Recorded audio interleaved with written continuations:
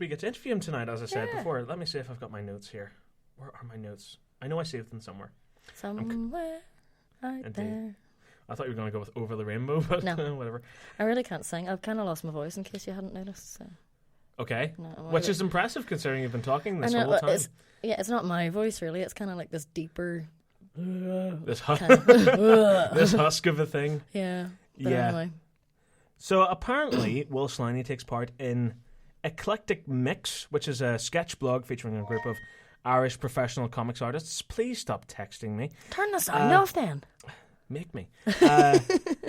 He got his break in comics penciling Sleepwalker, written by Kieran Murphy, in Future Quake 8 and Rob Curley's 1950s superhero comic Atomic Rocket Group 66.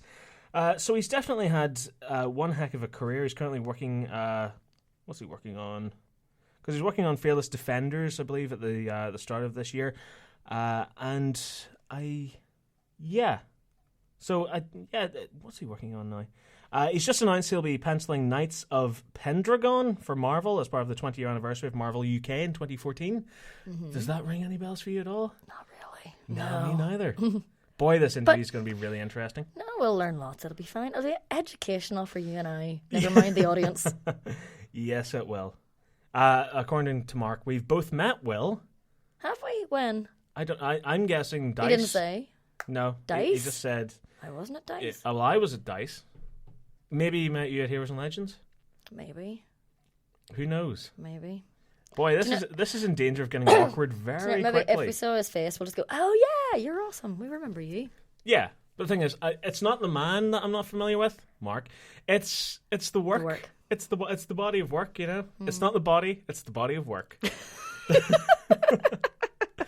Oh boy, 23 minutes past 9. This is going to be a rough one tonight. Oh dear. No, it's not so bad. It's fine. It's all good. Yeah. Right, I've talked about stuff. And what You talk else? about stuff. What else have we on tonight, though? What else have we on tonight? I don't know. Stuart's on tonight. Yeah, Stuart's on tonight. Stuart Miller, obviously, from the Monday Movie Show, is going to be on, giving us the top 10 countdown of movies from the week. All the usual stuff that he does. Plus, I think he... Stop Turn the texting sound me! off then! Yes, he was at Dice and Heroes and Legends. And, and that sort of thing. Now, of course, we know who he is. Come on. Yeah, that guy. Totally, yeah. It's Will Sliney, for goodness sake. Yeah, absolutely. Just winding him up. Yeah. Anyway. Marc, you're so silly. Oh, come on, Marc. I'm only having a laugh. So, anyway, and we've got Stuart on tonight, obviously, and he's going to be giving us the top 10 countdown. Plus, a review of the PS4. Oh. Which I'm looking forward to seeing. Yeah. So, okay. Grand. Yeah, so what's the nerd stuff that you want to talk about, Ruth? Come on, I've been yabbering away here. I'm keen just to hear more about stuff. I kind of feel like I'm out of the loop this past week or two. I haven't read a lot of stuff or seen a lot of stuff. I've just been mad busy. But anyway. Yeah, this is going really well, isn't it? So I was just checking the calendar there. It's 3 weeks to Christmas. I know, isn't it Actually, awesome? 3 weeks today will be Boxing Day. I know, it'll all be over. Unless people are having like a second Christmas Day on Boxing Day or something, which I did last year. It was awesome. Right, why did you do that? Well, because my sister and her fiancé didn't come until Boxing Day, so we had a Christmas dinner on Christmas Day and then had a Christmas dinner on Boxing Day. It was pretty awesome. Right. Really good. Okay, fair enough. Two turkey dinners. Yo. Yeah, but you see, that's what we would do anyway, whenever I was growing up anyway, because my dad's birthday is Boxing Day, you know. So we would always have a massive turkey and ham and stuffing dinner on Christmas Day. Then on Boxing Day, do the whole thing all over again. Get the grandparents around. I mean, it's going to be a whole year before you get to do it again, so... Well, yeah, that's very true. Yeah, make the most of it. Unless you're incredibly rich, and then you can have turkey and stuffing every weekend. I know. But then, you know, the more often you do something, the less special it becomes. That's true. Well, hey, we have Will Sliney on the line. Will, what are you doing for Christmas? Family, there's quite a lot come back down. I'm from a little small village where basically all the cousins kind of originated from, so they all come back down to that area for the holidays, which is brilliant. So good bit of banter and crack then. Yeah. Should have the Xbox One ready for it as well. So looking forward. Nice. Yeah, have you got it already? No, I'm on a list. Apparently, I'll have it next week, and I'll just kind of plug it in and get it ready. But I won't play it much until Christmas Day, you know. So. Oh dear, my future brother-in-law, he had like his lined up, and he works in Belfast, and he kept walking around towards game, and he was having a nightmare of it. But he got it, and he's dead pleased. He loves it. So. Yeah, you get to access it. I think just that there's a mad rush at the start, but if you order it now, you'll still get it in time, as far as I know. Yeah. Well, good stuff. So, Will Sliney. How you doing, sir? Not too bad. Yourself? Not too bad. Welcome along to Following the Nerd Show. You're talking to me, Saxon, and Ruth. Hi. Tell some of the people what it is that you do and some of the projects that you've worked on over the years.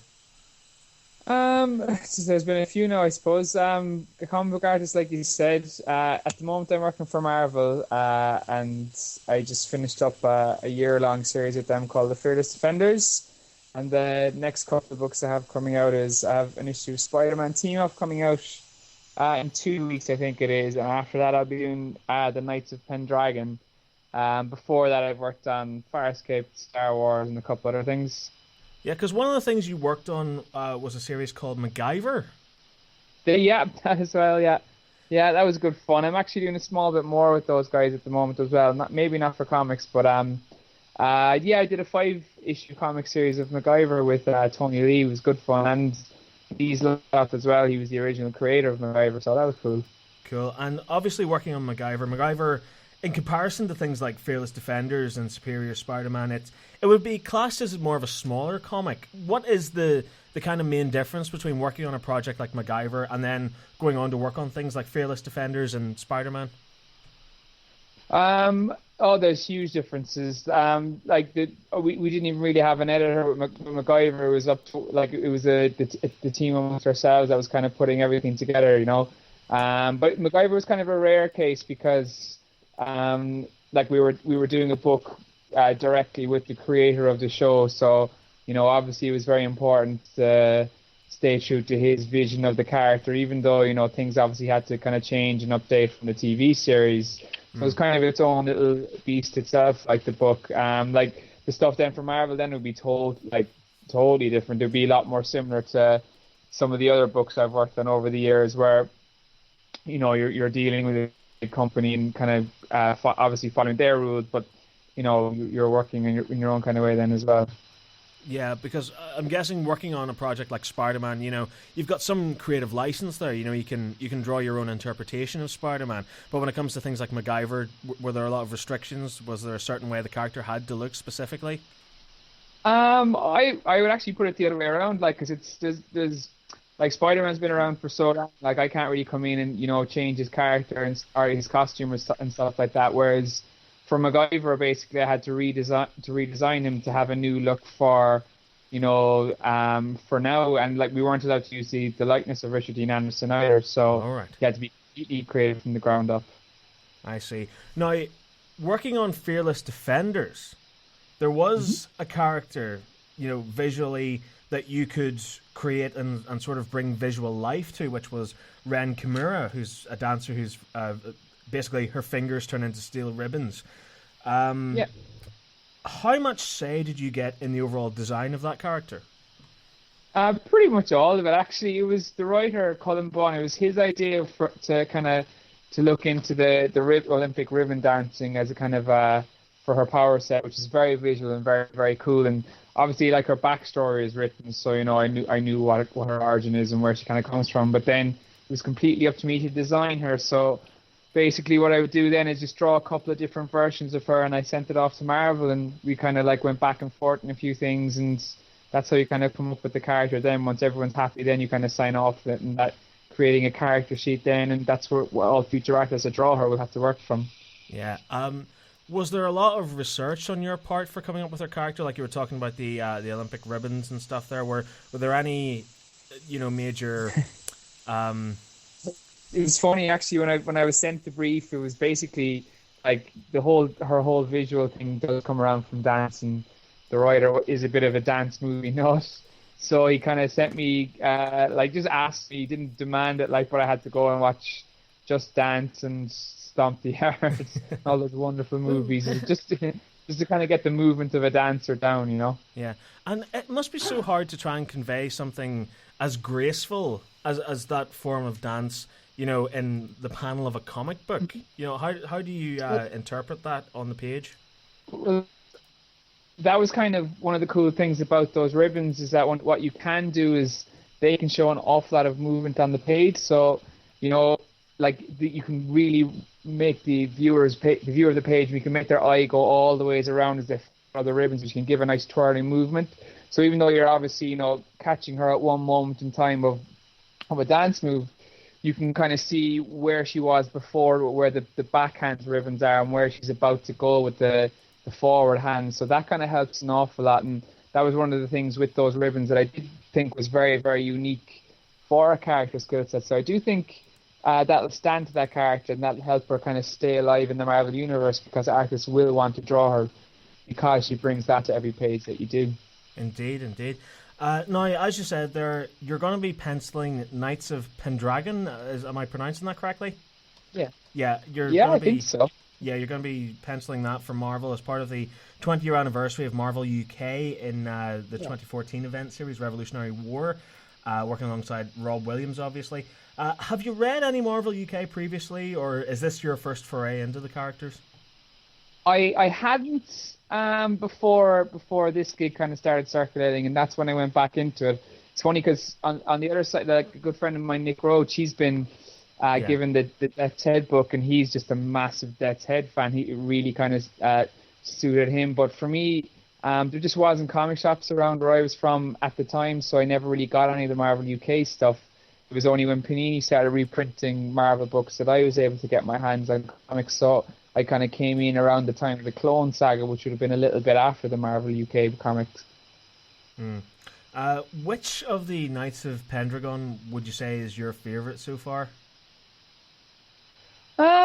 It's funny because you're kind of thrown into the deep end, so I'm drawing them all straight away. I'd probably go with Albion. I don't really know why. I honestly don't have as much of an attachment as I would have to a lot of the other characters because I don't know them, and it is still pretty early on. I actually don't even know if I'm allowed to say fully about who's in the book, but like of the one, like the cover was revealed and it has a few of them, and the more kind of superhero looking ones I do like, Which one would you say is your absolute favourite to draw? I mean, whenever you see who you have to draw that day, do you just look at them and go, yes, I get to draw that guy?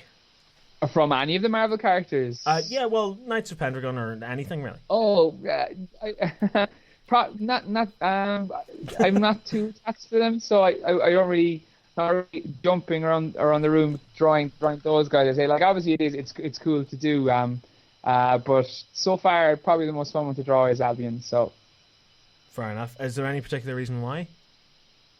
I don't know. I like the costume design for him. Okay, fair enough.